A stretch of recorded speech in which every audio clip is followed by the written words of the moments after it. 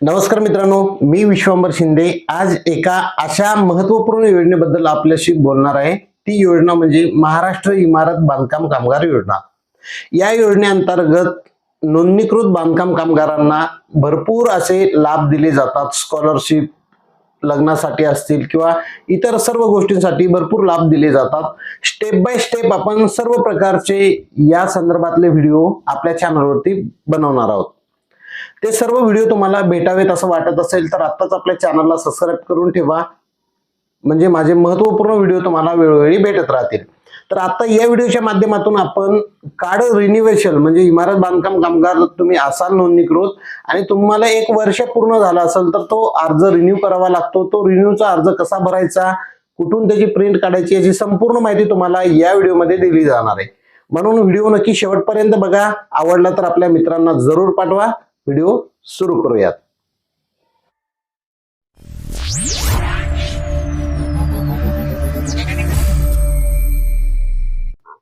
तर मित्रांनो, आपल्याला या वेबसाईटवरती याची लिंक मी तुम्हाला व्हिडिओच्या डिस्क्रिप्शन मध्ये देणार आहे। त्या ठिकाणावरून तुम्ही कॉपी करून घेऊ शकता। या वेबसाईटवर ओपन झाल्याच्या नंतर खाली तुम्हाला काही सूचना वाचण्यासाठी मिळतात। या सूचना तुम्ही वाचून घ्यायच्यात। वाचल्यानंतर खाली याचे बघू शकता 1 नंबरचा ऑप्शन हा नवीन कंस्ट्रक्शन कामगार नोंदणीसाठी आहे आणि आपल्याला जे आहे ते रिन्यूअल करायचे। तर 3 नंबरचा option construction worker online renewal यावर क्लिक करायचे। यावर क्लिक केल्याच्या नंतर तुम्हाला न्यू रिन्यूअल यावर क्लिक करायचं 1 नंबरचा ऑप्शन। त्यानंतर तुमच्याकडे आधीचं जे कार्ड असेल कामगाराचं त्या कार्डचा नंबर टाकायचा आणि प्रोसेड करायचं। त्यानंतर तुमचे डिटेल या ठिकाणी दिसतील। तुम्हाला तुमचं रजिस्ट्रेशन नंबर दिसेल, तुमचा पूर्ण नाव दिसेल, जन्मतारीख दिसेल, तुमचा मोबाईल क्रमांक या ठिकाणी तुम्हाला दिसेल।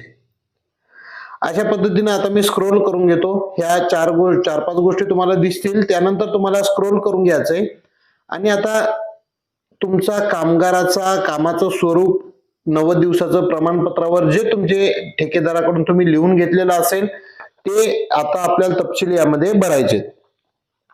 सर्वप्रथम यावर क्लिक करायचे। आता वेगवेगळ्या प्रकारचे बांधकाम कामगार असतात। प्लंबिंग असतं, कोणी वेगवेगळ्या पेंटर असतं, काही असतं, गवंडी असतं। तर यापैकी कोणतं आहे ते निवडायचं। मी ऑल टाइप हेल्पर यावरती क्लिक करतो, म्हणजे सर्व प्रकारचा मदतनीस। तर त्यावर क्लिक केल्याच्या नंतर तुम्हाला काय करायचंय, खाली जारी करण्याचा प्रकार म्हणजे ते प्रमाणपत्र कोणी जारी केले, कॉन्ट्रॅक्टदार डेव्हलपर आहे का, कोणी सरकारी खात्यातून म्हणजे ग्रामसेवक देखील देऊ शकतो या ठिकाणी। त्याच्यानंतर ग्रामसेवक ग्रामविकास अधिकाऱ्याचं लेटर देखील तुम्हाला या ठिकाणी नोंदणीसाठी चालतं। त्याच्यानंतर गव्हर्नमेंट म्युनिसिपल कॉर्पोरेशन म्हणजे नगर परिषद असेल, महानगरपालिका असेल किंवा त्यांच्यामध्ये थर्ड पार्टी कॉन्ट्रॅक्ट असेल तर त्यांच्याकडून तुम्ही घेऊ शकता, किंवा नाका कामगार असेल तर तरी देखील तुम्ही गव्हर्नमेंट सरकारी कार्यालयामध्ये जाऊन त्यावर सही शिक्का घेऊ शकता, आम्ही कामगार आहोत म्हणून।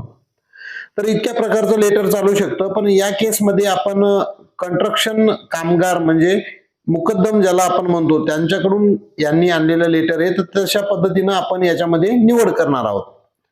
तर आपण या ठिकाणी काय करतोय, कॉन्ट्रॅक्ट आणि डेव्हलपर याच्यावरती निवड करतो, क्लिक केलं।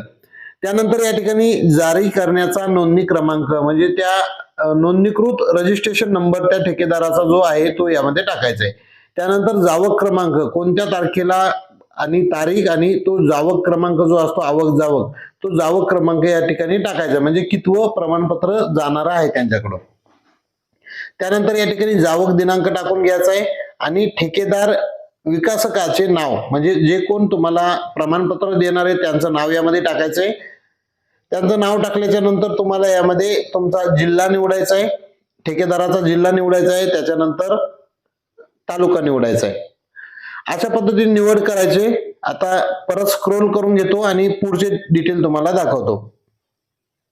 आता या ठिकाणी काय करायचंय, पडताळणी तालुका केंद्र। आता तुम्हाला या ठिकाणी तालुक्याचं केंद्र निवडायचंय, ज्या ठिकाणी तुम्हाला फिजिकल हा फॉर्म घेऊन आधार कार्ड घेऊन तुम्हाला तपासणीसाठी जायचंय।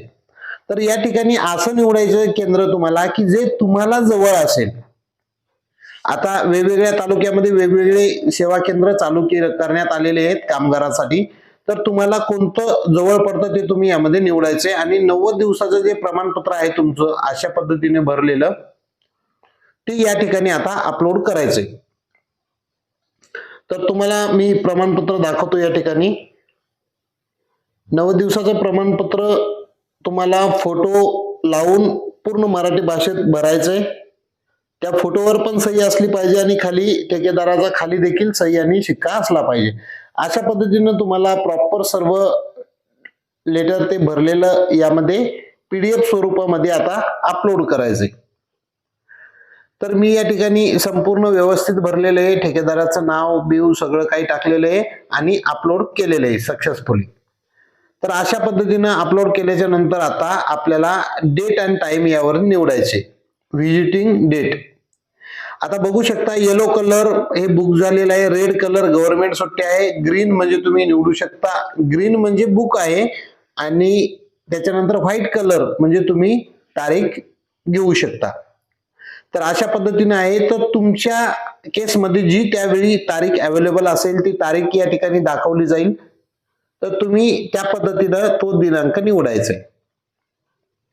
जर तुम्हाला डेट समोरची दाखवत असेल तर तुम्ही वेगळ्या तालुक्याचं सेवा केंद्र यामध्ये निवडून घेऊ शकता. आता मी तारीख निवडली, टर्म्स आणि कंडिशन वर क्लिक केलंय, त्यानंतर सेव्ह यावरती क्लिक करतो. आता रजिस्टर मोबाईल नंबर वरती एक OTP पाठवला जाईल. तो OTP आपल्याला या ठिकाणी आता टाकून घ्यायचा आहे. तर या ठिकाणी मी OTP अशा पद्धतीने टाकून घेतो आणि व्हॅलिडेट OTP यावरती क्लिक करतो. यावर क्लिक केल्याच्या नंतर फॉर्म सेव्ह झालेला आहे सक्सेसफुली. या ठिकाणी तुमचा अर्ज भरला गेलेला आहे. आता प्रिंट यावरती क्लिक करून तुमचं अपॉइंटमेंट लेटर जे आहे, जे की हे अपॉइंटमेंट लेटर घेऊन आणि कामगार नोंदणीचा फॉर्म आणि आधार कार्ड हे 3 डॉक्युमेंट घेऊन तुम्ही जे तालुकाचं सेवा केंद्र निवडले त्या ठिकाणी जाऊन तुम्हाला तपासणी करायची. तर अशा पद्धतीने संपूर्ण फॉर्म भरायचा. बघू शकता खाली याचे या ठिकाणी तुम्ही फॉर्म डाउनलोड करू शकता. हा एक नमुना आहे, बघू शकता. तुम्ही जर म्युनिसिपल कॉर्पोरेशन अंतर्गत येत असाल किंवा ग्रामसेवक तुमचे देणार असतील तर हा फॉर्मॅट तुम्ही या ठिकाणी डाउनलोड करून वापरू शकता. आणि 2 नंबरचा खाली ऑप्शन दिलेला आहे 9 दिवसाचं प्रमाणपत्र.